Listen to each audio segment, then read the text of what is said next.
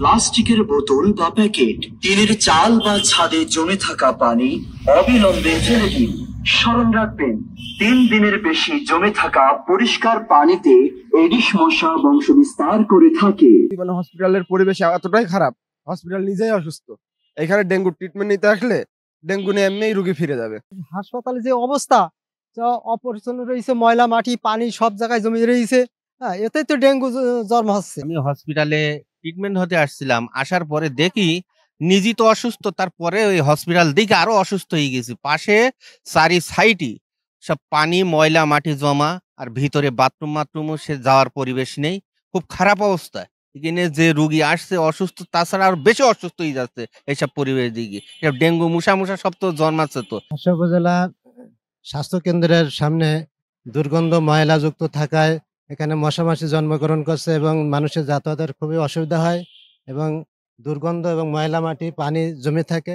এর কারণে এখানে মশামাছি তৈরি হচ্ছে, যার কারণে এটা পরিষ্কার করার জন্য আমরা মানে সংশ্লিষ্ট কর্তৃপক্ষের কাছে আমরা অনুরোধ জানাচ্ছি যেন যাতে পরিষ্কার পরিচ্ছন্ন থাকে। আমি হাসপাতালে ট্রিটমেন্ট নিতে আসছিলাম, তো এসে দেখলাম হাসপাতালের যে অবস্থা, হাসপাতাল নিজেই অসুস্থ। তাহলে আমরা কিভাবে হাসপাতাল থেকে সেবা পেতে পারি? তো সারা দেশেই এখন ডেঙ্গুর প্রাদুর্ভাব দেখা গেছে। তারই আলোকে আমরা স্বাস্থ্য মন্ত্রণালয় এবং স্বাস্থ্য অধিদপ্তরের নির্দেশক্রমে আমরা আমাদের এখানে আগত রোগীদেরকে বিভিন্নভাবে সচেতন করতেছি, বিশেষ করে তাদের বাড়ির আঙ্গিনায় যাতে পানি জমে না থাকে। আমরা ডেঙ্গু রোগীদের চিকিৎসা দেওয়ার জন্য মোটামুটি প্রস্তুত আছি। জন্য ডেঙ্গু আলাদা ওয়ার্ডও আছে, সেখানে রোগীরা এসে যদি কোনো ডেঙ্গু রোগী ডায়াগনোসিস হয় আমরা তাদেরকে ভর্তি রেখে চিকিৎসা দিচ্ছি। ড্রেনেজের সমস্যা আসলে অনেক আগ থেকেই, এটা হচ্ছে ড্রেনেজের যে সমস্যা, এটা তো আসলে শুধু আমাদের ব্যাপার না, এটা ইউনিয়ন পরিষদও এর সাথে ইনভলভ আছে।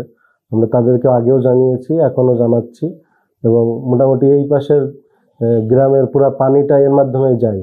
এই কারণে আসলে সমস্যাটা যেটা দেখা দেয়। এবং ড্রেনেজটা নিয়ে আগে অনেক কথা হয়েছে। ড্রেনেজটা এমন যে এই সাইড দেখা গেল নিচু এবং যেখানে পানি যাবে সেই সাইডটাও, সেই জন্য একটু সমস্যা হচ্ছে।